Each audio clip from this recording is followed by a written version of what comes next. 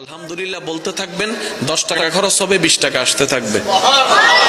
1 KG মানুষকে খাওয়াবেন, 3 KG আসতে থাকবে।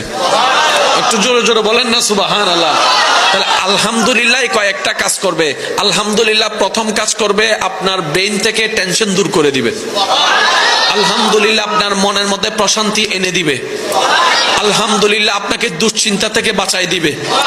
আলহামদুলিল্লাহ আল্লাহর প্রতি আপনার দিলের ভালোবাসা বাড়াই দিবে। আলহামদুলিল্লাহ আল্লাহর প্রতি আপনার আরো আত্মবিশ্বাস বাড়াই দিবে। আলহামদুলিল্লাহ শুকরিয়া, আল্লাহর প্রশংসা, নিয়ামত আরো বাড়াই দিবে। বলেন সুবহানাল্লাহ। লাভ কি একটা না অনেকটা? জোরে বলেন, লাভ কি একটা না অনেকটা?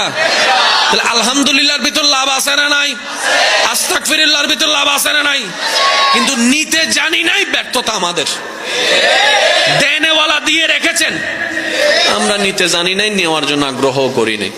আপনি সব বাদ দেন না।